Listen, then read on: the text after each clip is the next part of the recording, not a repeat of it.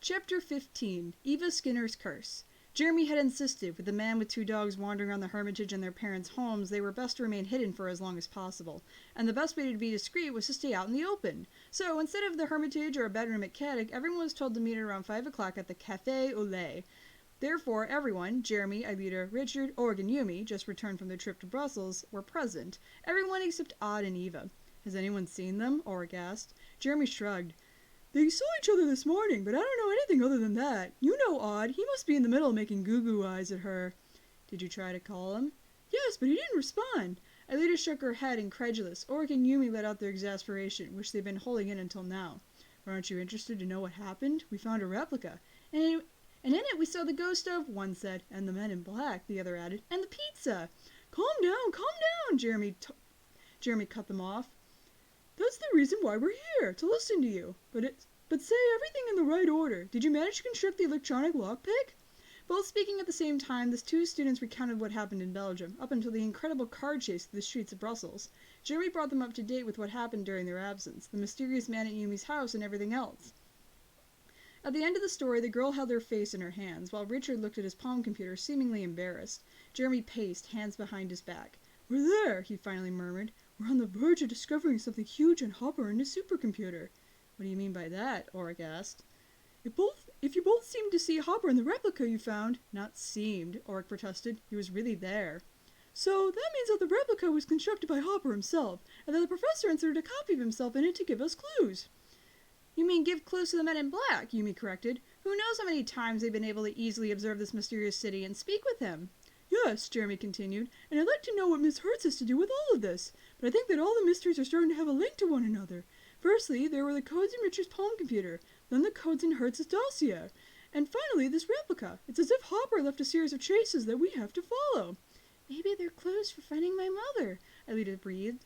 Maybe, Jeremy said. It's highly likely that Hopper wanted us to solve this enigma that's close to his heart. In other words, Anthea's disappearance. The problem is that the file with the code has disappeared, and I don't know who took it or why.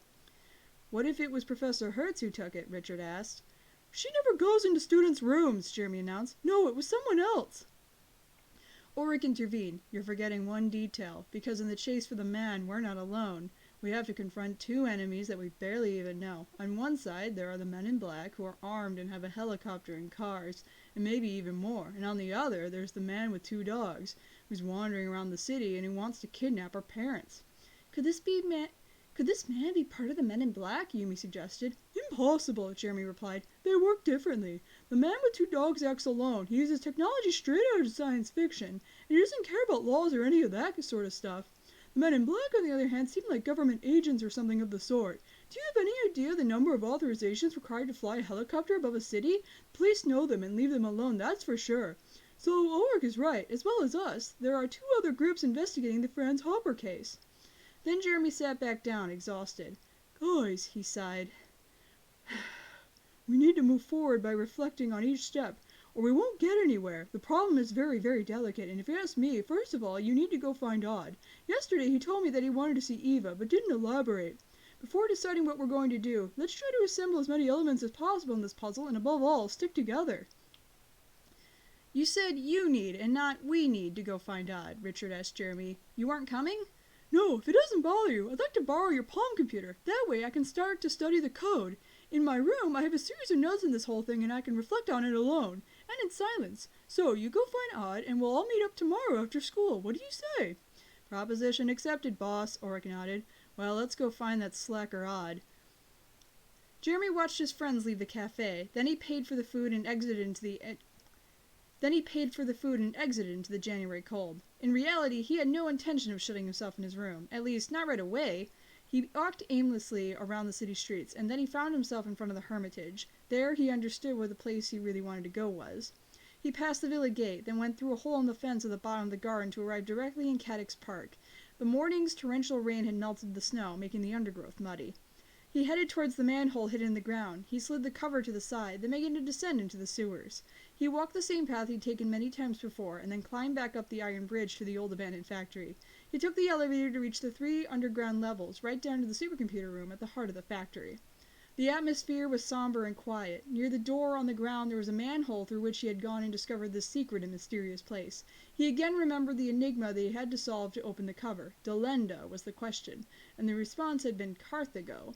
The wordplay came from a Latin phrase meaning Carthage must be destroyed, and it was a long time after, during the video found in the secret room in the Hermitage, that Hopper explained what this Carthage really was, the monster it contained, and why it was to be destroyed.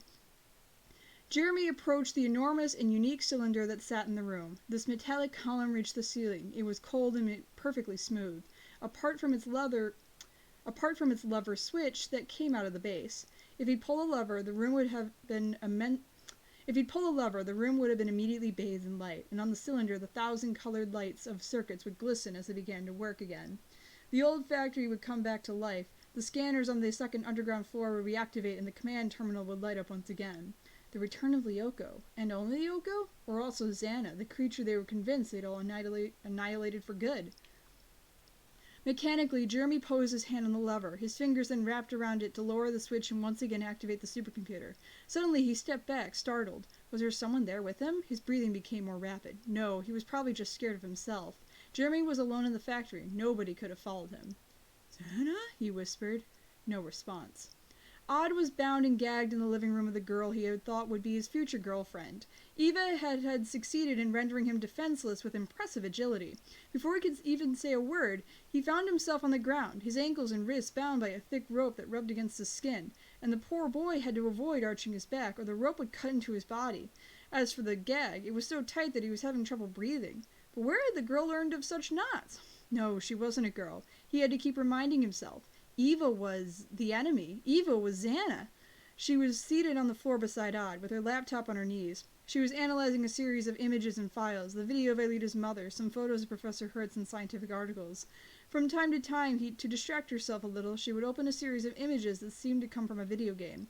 In them was a sci-fi-like city that seemed somewhat oriental. There were azure roofs in the form of pagodas and transparent colored pathways intertwined around towers. Eva looked inside, but when Odd tried to ask her a question about the gag, she ignored him completely. Suddenly, the doorbell rang. Eva put the computer down and got up. "You," she said to Odd, "don't make a sound. If not, I'll be forced to hurt the person that has just disturbed us, and I'm sure that will displease you." When she responded to the intercom, her voice immediately changed. It was now that of a mature man. "Yes?" Hello," the intercom crackled. "I'm Ulrich, a classmate of Eva's. I'm here with other friends. Is Eva there, please?" When he heard his friend's voice, Odd twitched. He had to slide across the floor, reach the door, and warn them. Eva responded in the man's voice. "No, I'm sorry. My daughter went out with a friend, a boy named Odd." Okay, but it's just, well... "Excuse me, children," the masculine voice continued. "I'm very busy." She hung up and turned to Odd, smiling. She started using her normal voice again. "You see? Nobody was hurt. You were perfect." Eva went to the window to see if the others were leaving the house. Then she approached Odd. Her self-assurance was terrifying. She skillfully removed the gag that was preventing the boy from speaking. "Arg! Off! My friends!" "You're not happy?" she sneered. "I let them go without hurting them.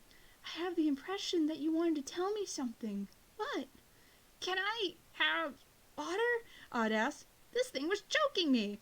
Eva laughed heartily, and in her laugh the girl's voice mingled with a deeper and more twisted one belonging to the being within her.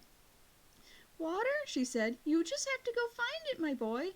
Wasn't it you and your friends who said that Xana was defeated?" It was a nightmare. Odd knew Xana. He had fought him many times, and he had been someone possessed by the artificial intelligence, and he had seen someone possessed by the artificial intelligence that lived in Lyoko. But this was different. Eva seemed like a normal girl, in both voice and expressions, and then, when William Dummer was possessed by Xana, the eye, his sign, occasionally appeared in his pupils. Eva had no sign. Not to mention, the monster no longer lived in Lyoko.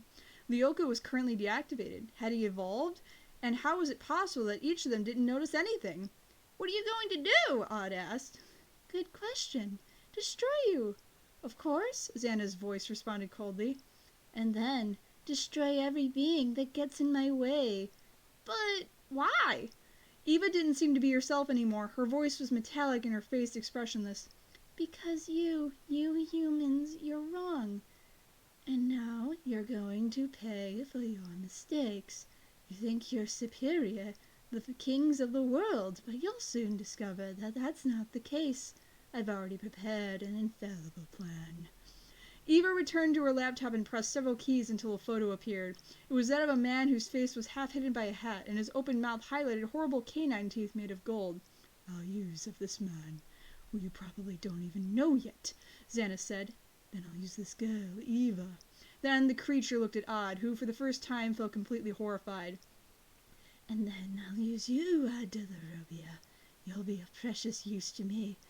Before the student could do anything to stop her, Eva leaned forward and took his face between her hands. Her fingers were icy like death. Then the girl's face approached Odd's, closing the gap between them little by little. Lips parted.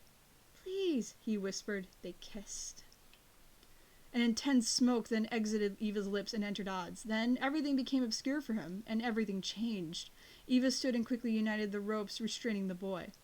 "I'm ready," Odd announced in a bizarre and trembling voice. Then he started laughing in the same metallic voice as Xanas. "Controlling this boy was much easier than the girl because he has a rudimentary mind. Wow, great, I already feel more at ease in this boy's skin."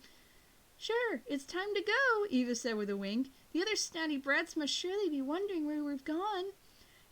midday at the Washington office. Dido had remained alone. That was exactly what she wanted. She had proposed to her secretary to take a few hours off for lunch with friends. This building was part of an office complex, but behind its grayish facade hid the best security technology on the market. However, Dido was convinced that the old methods were a lot more secure. She also continued to distrust her secretary. As though she trusted her a little, she could always listen in on and record her phone calls. Dido nervously lit a cigarette. She had so hoped that the Hopper affair would be closed for a long time, and archived in a file with the label "Authorized Personnel Only." It was a failure, certainly, but one that dated back more than 10 years. In the meantime, her life had advanced, as had her career. She no longer thought about the professor and his sophisticated computers. On the other hand, today, this old story bounced back with the force of an atomic bomb. Dido always had 3 keys in her office. She kept them in 3 different spots in the room to open the secret drawer in her desk. From it, she took out an old diary filled with code. She turned the computer on and entered its repertoire. Then she typed a series of passwords composed of numbers and letters. As soon as she did this, the computer displayed the telephone number she needed. Finally, before dialing it, Dido activated all the anti-intercept protections she had. The speaker responded on the 3rd ring. Their voice seemed deformed by some device, but it mattered little, as Dido's voice was also as distorted. "Madam, it's been a long time. The line is secure, I imagine?" "Of course, Hannibal." Dido closed her eyes. As she did so, the image of the man she was talking to returned to her. He had the shifty eyes of a lizard, a large mouth, and gold canine teeth. His hands were swollen and covered with rings. Hannibal had always had a taste for jewelry and flashy things. Dido remembered, even though they had only met but 3 times. But that was more than enough, because this man made her nauseous. "To what do I owe this call?" the man said, "and this honor?" "The network in France is operational again," responded Dido, "and we've just discovered that one of your men is there. Judging by his modus operandi, I suppose that it's Grigory Nectopoulos." "I think this information is accurate," sneered the man with golden teeth. "You haven't changed," she replied in a dry tone. "When there's a job to do, you always send that man and his horrible dogs." So, I want to know why he's in Cadix City. What is hidden there, Hannibal? What exactly do you have in mind?" The man paused, then continued. "What you told us 6 years ago did not please us, Dido. The factory and the Oka were ours, and their construction was commissioned by the Green Phoenix, and you pushed Walter to stop everything. But the moment came to count our losses. A new game has started, and the cards are in our hands, and the very good cards, too." "You're talking about Anthea Schaefer, I suppose?" Dido asked. "We know that she's in your hands." "Hey, now. You'd better not be hoping that I'm going to tell you about that," Hannibal sneered. "It's a little early in the stages of negotiation." The woman was silent. Hannibal was an old fox. She knew that it was useless to try and make him fall into such a simple trap. He was called the Magician for a reason. This cultureless man, the son of very poor farmers, had actually managed to become head of one of the oldest mafia organizations. Dido could not underestimate her adversary, a true rattlesnake.